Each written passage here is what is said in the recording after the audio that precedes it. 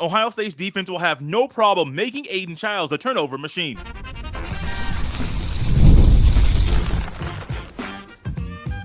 You are Locked On Buckeyes, your daily podcast on the Ohio State Buckeyes. Part of the Locked On Podcast Network, your team every day. This Locked On crossover is brought to you by FanDuel. Place your first $5 bet, and you'll get started with $200 in bonus bets guaranteed. Just visit FanDuel.com to get started.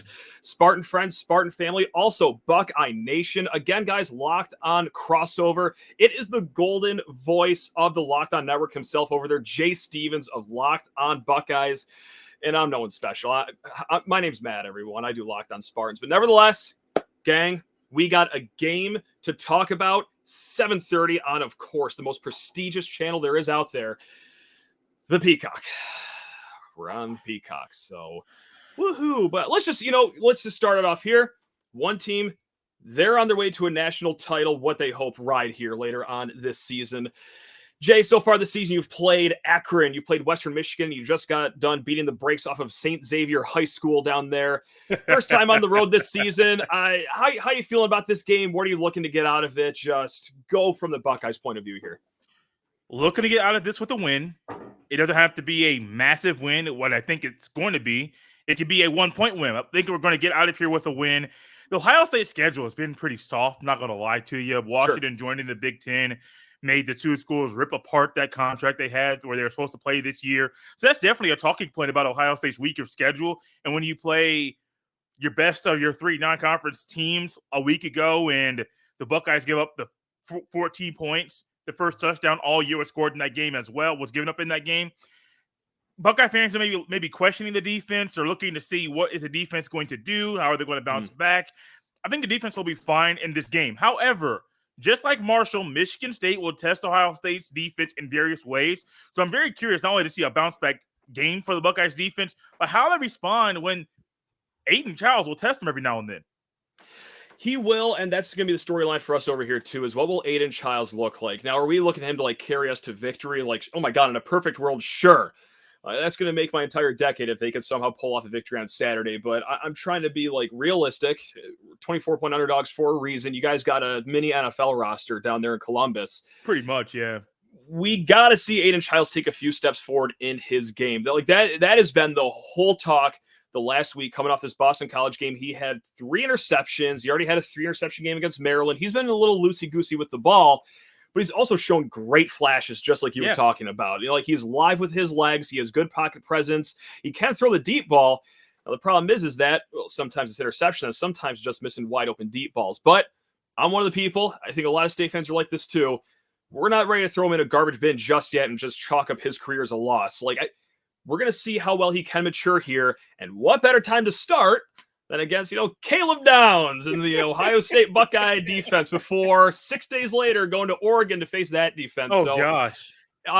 Jay, let me tell you, man, that was one of the just the things that bothered me the most about that game on Saturday against Boston College.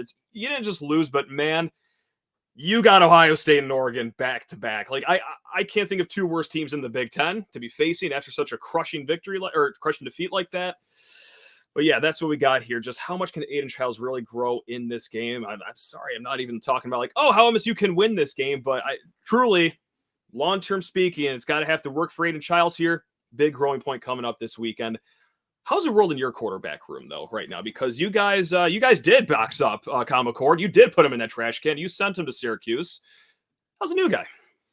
The new guy's good. He is a guy that fits exactly he's almost doing everything they're asking him to do. The all-season conversation was Will Howard, 6'5", 235. He can move. He's a good mover with his legs, and he scrambles a little bit. He can roll out a little bit. He scored, I know, at least one touchdown with his legs on the ground. So he's doing a lot of those things right.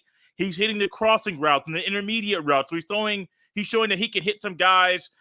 It's also a luxury when you have Emeka Buka, Jeremiah Smith, and Cardinal Tate on the outside. So it makes his job a whole lot easier than it was when he was at Kansas State. The only issue really with him is the deep ball. Can he push the ball downfield with his arm? A week ago, there was a ball that he threw that was an interception, and now if Jeremiah Smith makes a better play on the ball, that may be a completion Ohio State, not an interception thrown by Will Howard. So that's just a learning thing. Early in the season, especially when you're trying to build chemistry with guys. You're going to make mistakes. Now, hopefully you can correct said mistakes down the road. Mhm. But like that interception, yeah, I had conversations. I think a lot of people have around Ohio State circles in regards to Will Howard going into the season. We want to see his arm strength. Can he push the ball downfield? Well, the interception is not only one that I thought was going to happen at some point. It just confirms that we can't really be all in on Will Howard's arm being able to throw the ball, the deep ball. The luxury, once again, he doesn't have to. They're literally catching like 7-yard routes and 2-yard routes, taking them 60 yards. So, like, for all the narrative about, for all the narrative and talk about, hey, push the ball down the field with your arm, how about you just let these fast guys on the outside catch the ball 2 yards on the other side of the line of scrimmage and let them run 58 yards for you? Like, that's not a bad idea either.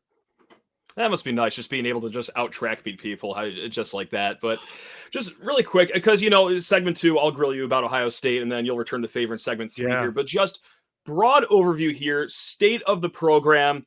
It's no mystery that there's some pressure down there in Columbus. You guys didn't spend, $800 million in the portal for no reason this offseason.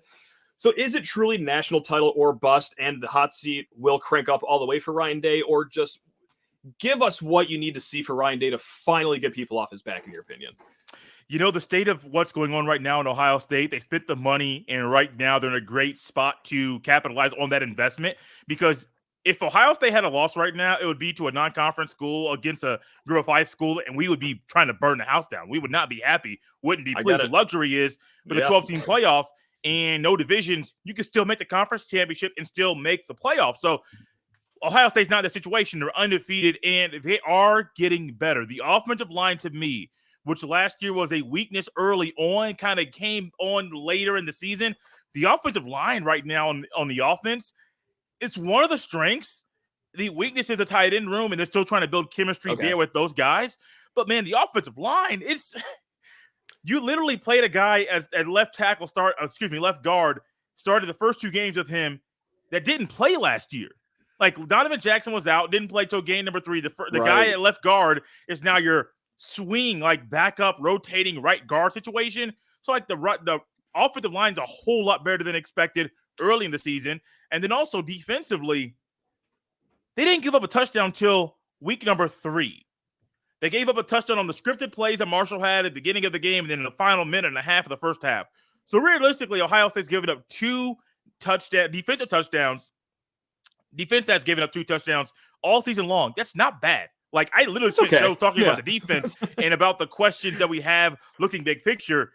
What they have done so far isn't bad. They also have to get better to win a national championship, and I think that's going to show up very clearly on Saturday. I'm not going to wait any longer, Matt. Like, this is going to be bad, man. No, sure. So bad. Do you ever just get bored of doing your show, just like dominant win after dominant win? And like, I mean, my God, Lord knows that we have a whole list of things to talk about, even dating, to last few years, really. It must be nice doing Locked On Buckeyes, just talking about the issues with the defense after just giving up 14 points. Man, Matt, it's fun doing this show. It's fun doing the show with you. It's fun doing the Buckeye show. If I did a Spartan show, man, I'm going to pull my hair out or just fast forward to basketball season. Check this out, man. Yeah, no kidding. Yeah. But also, like, I'm just going to throw this in there. I've been waiting to see if I can do this at all.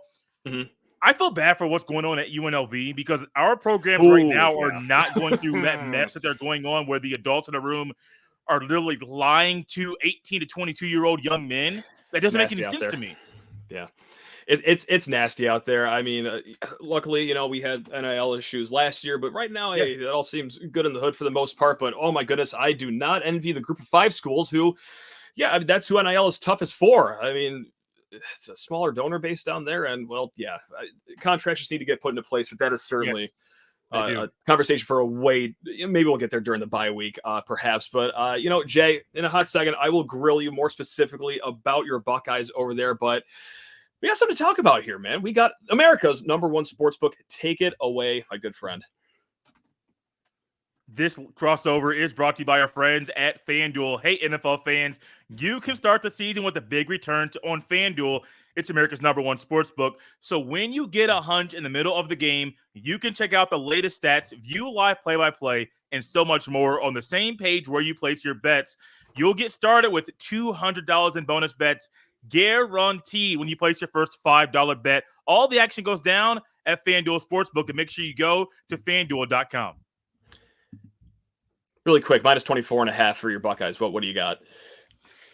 Oh, over. That's easy. Yeah, fair enough. All right, there we go. We'll just end that and go on to the next portion here. All right, it's time to crank up the hot seat on Mr. Jay Stevens right now. And, like we just talked about, like we alluded to, and like a lot of college football knows, you guys spent like Saudi oil barons in the portal compared to the rest of college football, that is.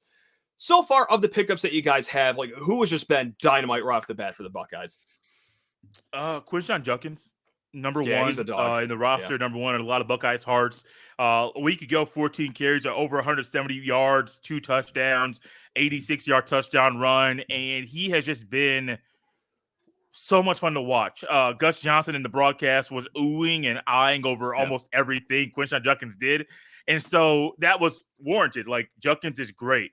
When you go from Ole Miss in the SEC and you come into Ohio State, where you already know you got a guy that's been a multi-year starter in Henderson that you're sharing time with, it would be very, very easy for him to come in and say, oh, man, I don't want to do this. I don't want to share time with this guy. I know what I had to say to get here, but I definitely want to be that diva that carries in the locker room and just get mine like I'm a wide receiver. Call me one of the old school guys, Keyshawn Johnson type. Like, great receiver, but he wanted the ball all the time. And Quinshon could do the same exact thing. He didn't. He's been the ultimate team player. He has not been a cancer in the locker room.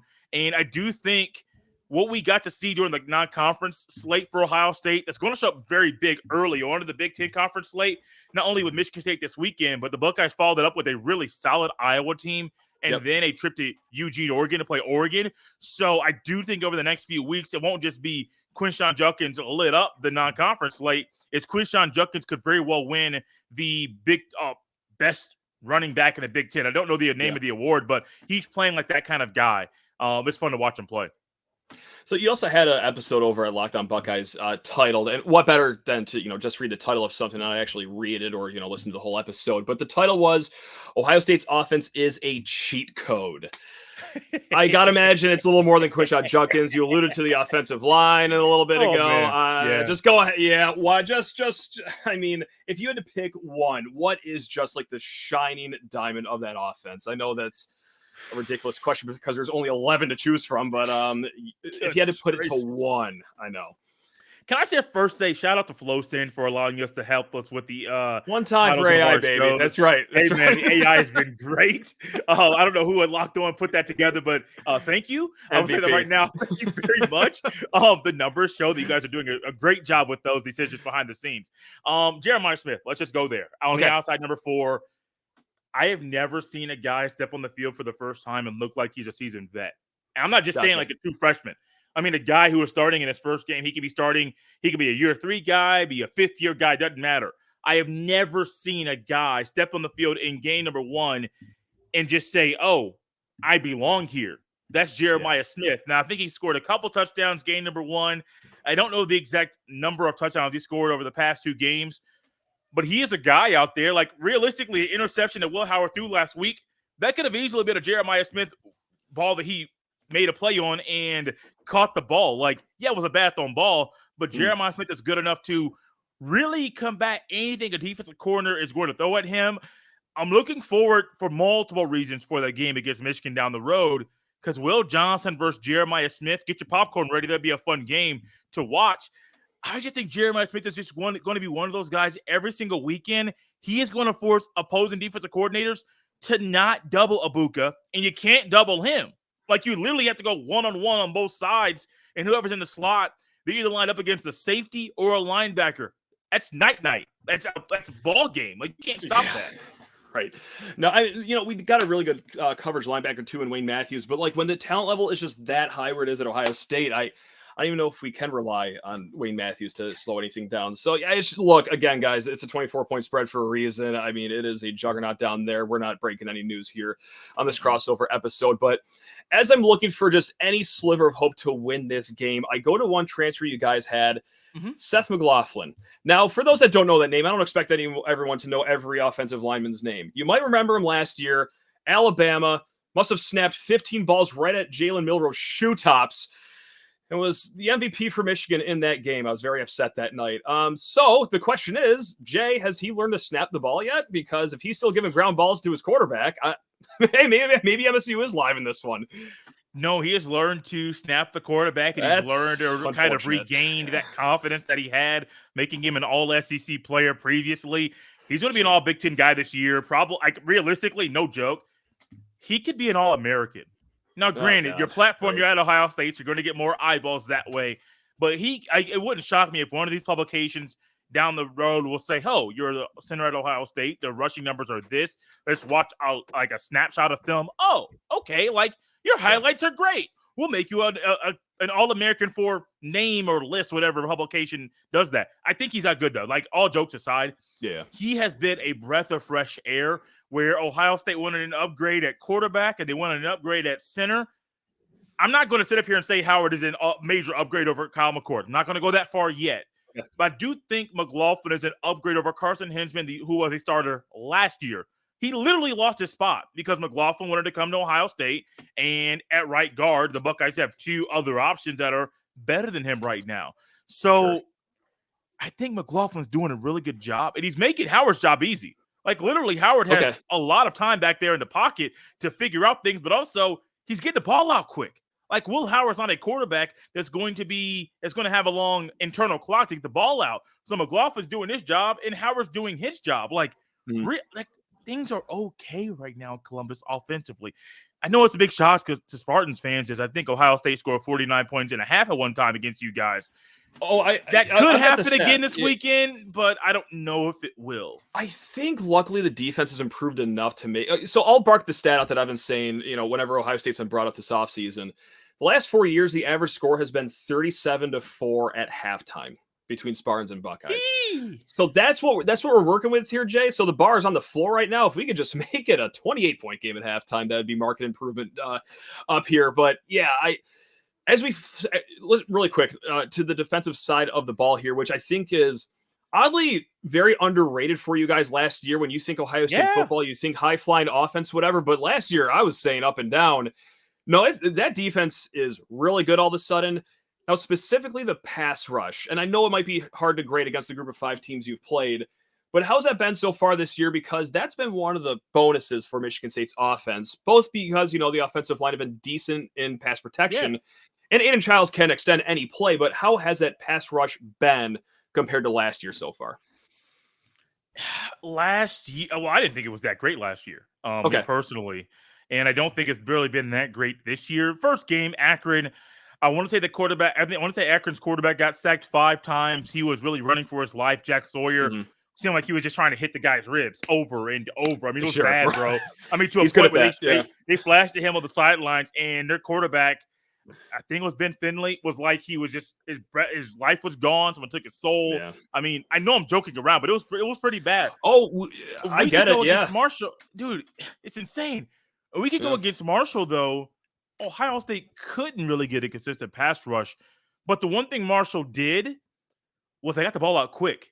0-step or 1-step drop. So the way you can combat the 3-step or 5-step drop, where Ohio State's guys they've gotten better and getting a little bit of pressure that way, they're getting the ball out quickly. The thing about Aidan Chiles is I don't think that's his game.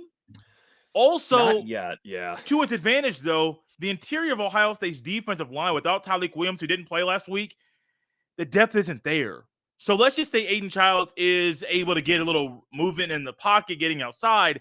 That might be because Ohio State can't get a push up the middle, which allows Chiles to be more comfortable. So the guys on the outside, if you do a 3-step or 5-step drop, they're doing better at getting home. The issue is the interior of the defensive line. You lose one guy. Now, granted, he's a future first, second round NFL draft pick, but you lose him. There's a major drop off between number 1 in that position and everyone else. For sure. And really quick before we flip the table here, you grill me about the Spartans. Just humor me for this answer really quick. We're honoring Mark D'Antonio this week. He's getting his name up in the Ring of Honor at Spartan Stadium. Oh, nice. As a Buckeye fan, still to this day, what is a tougher loss to swallow? Was it that 2013 loss in the Big Ten championship game, or was it the 2015? I don't feel good. I don't feel good about this. I'm about to see my team get plastered this Saturday by about 30 points. I just need this quick 10-second answer. About 2 games that happened almost a decade ago. Please just humor us, Jay. What was the harder loss to swallow? 2015, bro. 2015. Okay. 2015. Okay. A little side note. I was actually about to buy tickets. I was about to buy tickets from a scalper for the second time in my life before Uh-huh. that Michigan State win over Ohio State in the Big Ten championship. I just Okay. got cold feet and did not do that. Also, I Good would have heads had up. to find a ride home at like Right. midnight, so I decided not to do that either. I bring up that 2015 loss Mhm. when I talk about like the toughest losses in my Ohio State fandom, which Yeah. I've been a fan for 20 years, but I really started to dive into it deeply 2013. Okay. Yeah. I remember where I was, the emotions, I'm feeling them right now when a kick went through. What I did after that game, I normally watch ball until midnight when I can. Yes. I didn't. I ended that day, ended that game. I went to my bedroom, did not come out until the morning like a little kid. That one still stings. And that idiot kicker with that idiot celebration pisses me off, man. Yeah. You didn't have to bring this up. I keep I'm this stuff sorry. inside. This is all your fault. Oh boy, I think I've just ramped up the temperature for this next segment here. I do, but I don't feel good about that because I do like you, Jay. I feel horrible I bringing like up you the too, bad man. moments. I do. I like you a lot. But you've had a decade after that of just, I would say, okay football down there. You know what? We're going to talk about the Michigan State side of things here, not just the great 2015 game. I'm sure Jay has a whole lot of questions about that game still. But first, guys, you need to talk your ears off about Prize Picks. Yes, Prize Picks, we're talking America's #1 daily fantasy sports app with over 5 million active members. Prize Picks is the easiest and most exciting way to play daily fantasy sports. All you do is pick more or less on 2 to 6 player stat projections and watch the winnings roll in. Guys, for example here, one Caleb Williams passing yard gets you 1 win on Prize Picks every week in September. They are giving you chip shots. That is right. Only 1 yard gets you an automatic win every football weekend in September. 4 weeks of free W's. Well, only one left right now. Don't miss the deal on Prize Picks because it's gone when September ends. And you could win up to 100 times your money on Prize Picks with as little as 4 correct picks. I've been hammering my Lions, as you guys all know. I'm a Lions fan. Amon-Ra St. Brown treated me very well on Prize Picks over the weekend. Thank you very much, Sun God. Now, guys, hey, we want you to get in on the action. Download the Prize Picks app today and use code LOCKEDONCollege. That's all one word, LOCKEDONCollege, and get $50 instantly when you play $5. That's code LOCKEDONCollege on Prize Picks to get $50 instantly when you play $5. You don't even need to win to receive that $50 bonus. It's guaranteed. Guys, it's Prize Picks. Run your game. All right, Jay, I'm ready to talk about my Spartans. We got about 5 guys that can still play because everyone else is dead. They're injured. But let's try to get through this, man. Let's do it. Let's go back to Aidan Chiles, man. I still am enamored by the guy that I view as a dual threat quarterback. A lot of people, I think you even view him as a dual threat quarterback, and he does a lot of things well. Homie keeps throwing the ball to the other team. Loves to do it. Yeah. Like, what's going on with his brain? I know they have a different color jersey. Maybe he thinks, oh, they're still on my team. We're all in this together. What's going on, man? So some of it's just straight up inaccuracy, like just bad throws. And that could also, maybe be muddied with some miscommunication. Like there was a pass last week he threw to the outside shoulder. The guy's turning around on the inside and, well, okay, clearly something went wrong there. That also happened against Maryland, too. Ball passed deep in the end zone. He threw it up the seam. Oh, no, I'm sorry. The guy cut to the middle of the seam. He threw it more towards the pylon. Yeah. Well, there you go. That's interception. Now, what is ridiculous sounding, but I really think there is some credence to this, is that, like, his physical tools, he's kind of playing how I played Madden back in the day. And if anyone has watched me play Madden, which is only about 3 people in the whole entire world, but when I'm playing Madden 07 with Mike Vick, I get this dual threat quarterback. I'm scrambling. I'm just making the hero play whenever I can. And oh, no. There's the 5th interception I've thrown of the day. It's toning down a lot of that. And you saw that at the end of the Boston College game. What would have been a game-winning drive, they were, okay, chunk yard. Instead of just swallowing the ball and just, overthrowing it out of bounds or just taking the check down, try to play hero ball, try to fit it inside of double coverage window 45 yards downfield.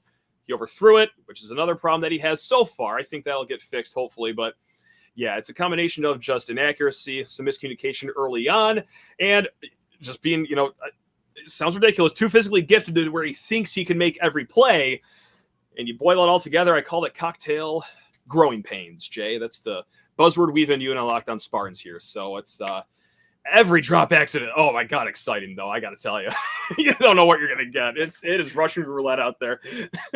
No, you don't. I also know that from what I've seen, and it's I haven't watched every snap like you have. However, the things that I have seen, it's not only will Chiles throw the ball away to you, y'all fumble quite a bit. I think it's 3 fumbles given up in 4 games. It's not a good formula, bro. First game was rough. It was 3 turnovers inside the red zone right off the bat for the FAU game. Not good. We are playing with greased footballs over here in East Lansing. That has not been great, and that's something that's really snake bit us here for the last few years. We're trying to just get that out of our system as a program. But when it comes to carrying the ball, it even goes before that being a problem here. I don't know if you're going to ask about this, but I'll just give it to you anyway. Have not been confident in Michigan State's run game so far this year. We got a transfer running back, Kayron Lynch-Adams. He's been fine. He's got that Isaiah Pacheco run with, a pissed off attitude every single time he gets the ball. But here's a stat that I've been saying a few times this week on Locked On Spartans. Pro Football Focus has the Spartans last week, 4.3 yards per carry, 4.7 yards after contact.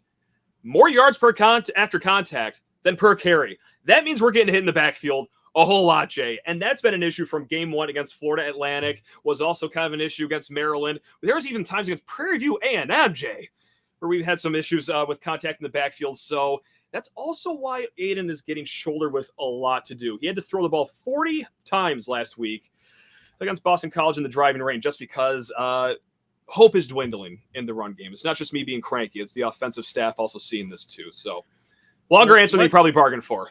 No, you're fine. I want to it's so much negative, like turnovers and Chiles and inaccuracy, and then you the see run the game and Chiles. more yards per carry, better than whatever. I'm so confused. The words. A lot of contact. Yeah. What's positive about this team? Yeah, Aidan Chiles. Yeah. Okay. You know what? Because it is truly, you live and you die with him. There are some plays you're thinking, there are only 4 quarterbacks in college football that could do what you just did right there, young man. You see the greatness, and that's why I'm not all out on him, and I think a lot of State fans are where I'm at. There's some that are panicking and saying, you got to go to the backup, but physically it's amazing. He has some zip on the ball, something that we haven't seen in East Lansing in quite some time, but it's also who he's throwing the ball to. Didn't see him last week. It's true freshman Nick Marsh. You got your Jeremiah Smith down there. Yeah. We got a great, shiny 6'4" toy out of River Rouge here right outside of Detroit. Nick Marsh has been stellar in his time here, especially against Maryland, where it seemed like he almost racked up 500 yards in that game. But so you see Aidan Chiles, his glimpses of greatness, why he was overall the number 2 ranked transfer quarterback in the offseason. And then, Montori Foster, solid after a rough first game. Jack Felling, you got him going last week out of the slot, which I thought was nice of them. Then hopefully we get Nick Marsh back this upcoming week. And also Jerron Glover, too, our other wide receiver that was hurt. So, yeah, I know. What's the negative? Well, it's Aidan Chiles. What's the positive? Oh, well, funny you asked, Jay. It's actually Aidan Chiles, too. It's a roller coaster. I love it, and it kills me at the same time. The positive I thought you're going to lean towards, because that's the one thing I think is it's better than what I would have expected right now this part of the year, is the defense. The defense has been solid. Now, granted, I understand it's been against a few lesser opponents, so I'm taking it for what it's worth. However, they've shown some signs and growth about taking steps forward and a consistent positive play. And I think that for you being a State fan, you have to be pretty energetic and excited about how the defense has played so far. Over the moon about it. Joe Rossi, defensive coordinator we hired over from Minnesota, he's done a bang-up job so far. Just like you said, it hasn't been the strongest opponents yet, but we got a really good taste of at least a solid offense last week. They bottled up Thomas Castellanos to just 4 scrambling yards. All right, if anyone watched that Florida State game, that man is well more capable than just 4 yards. They did a great job of containing him, and what I've been overall the most impressed about on the defensive side of the ball is the run defense. We lost our starting 2 tackles in the transfer portal at midnight in the spring. It was Simeon Barrow and Derek Harmon. They leave. You're thinking, okay, well, there goes our strength. The run defense, hopefully they can just hold their head above water here the entire season. And so far, 3.1 yards per carry. That's 19th best in the nation. So last week was the best test so far. They played some very new offensive lines to start the season. Last week, okay, Boston College, I'm not going to say it's a top 10 run game, but they're established. And they did just enough to make Michigan State competitive in that game, despite 3 turnovers in that game. So, yeah, I really have been very positive about the defense. Same with the pass coverage, too. Of course, this will be the test of all tests coming up this Saturday. If the run defense can slow down at all or just mitigate the damage Ohio State can do, I mean, God, you're going to feel really good about more games down the pike, like the Iowas, the Michigans. So, like what we're seeing, massive test coming up this Saturday to see how good we can truly feel coming out of Saturday. So, Matt, I want to throw it back over to you here really quickly as we end up in the show. But I'm also going to provide, you didn't ask me for this, but it's going to throw it at you. A little score prediction. I've been trying to go over this in my head for a while. And will Ohio State score over 50 points? Will they score under 50 points? Yeah. I have respect for Michigan State's defense. I do understand limitations that State has offensively. But when a defense is playing as solid as Michigan State is, I think that they may confuse the quarterback, Will Howard, and maybe make him be more of a 62% passer than I think he was 80% a week ago. I got Ohio State winning 42-10. I'm not sure who was going to score on Michigan State. I just think they're going to score at least score one touchdown. But I got 42-10, a 32-point win, and Ohio State should be feeling pretty good about themselves after their Big Ten opener. Yeah, this should be no secret to State fans. I couldn't be less confident about a game. So I'm actually going to put the number right on the spread of 24 points. I'm going to go 41-17. So that's what I'm going to go with right here. And I hate, doing the chalk thing of just, guessing the spread right on the dot. But earlier today I wrote the score down and I was like, wait, hold on. See if I can do some MSU math right here. That is 24 points. So yeah, that's what I'm what I'm guessing. Just or not. Vegas knows what they know, man. They get it right on the nose more times than you'd think. So yeah, I think it'll be 41-17. But you know what? Walking out with our heads held high because it won't be 37-4 at halftime, hopefully. So that's we can't do this all the time in the Jonathan Smith era, but look, if there's ever time to take moral victories, it's just seeing if you've closed the gap even a little bit with a team like Ohio State. So that's what we're looking for here this Saturday. Guys, people that are listening to this or watching this right now, Matt and I have done numerous shows over the past few years. Oh yeah. He has never brought up that 2015 Michigan State win ever in any show we have done. I know. He can slide it in during a basketball conversation, but he doesn't. I just don't think that was correct. And I hope that Ryan we'll Day, edit that out. It's the coaching staff just takes all the aggression out on Michigan State this weekend. So I can feel better about having an incorrect score. It's just, Michigan State got beat down. Why? Because Matt brought up that loss on this show. That's true. I'm being sarcastic, but no, come on. That is one of those losses that really, really hurts me, man. All of them, that one hurt. There's that 2019 Clemson loss. Oh, sure. State loss. They're right up there neck and neck, man. I'm sorry. Well, now Ryan Day is going to unleash a hell so unholy that they're going to cancel the halftime ceremony. All because he listened to the 18-minute mark of this crossover episode here. Locked on Spartans and Locked on Buckeyes. So Ryan Day never misses an episode. Come on there. So guys over there, that's Jay Stevens does fantastic work over at Locked on Buckeyes. Again, my name's just Matt. I just do Locked on Spartans. That's what we do here. But we both do this 5 days a week here in the Locked on Podcast Network. Guys, hey, enjoy your Saturday. Good luck, subscribing to Peacock and everything or finding an illegal stream. I didn't say that. But hey, guys, until next time, take care of yourselves.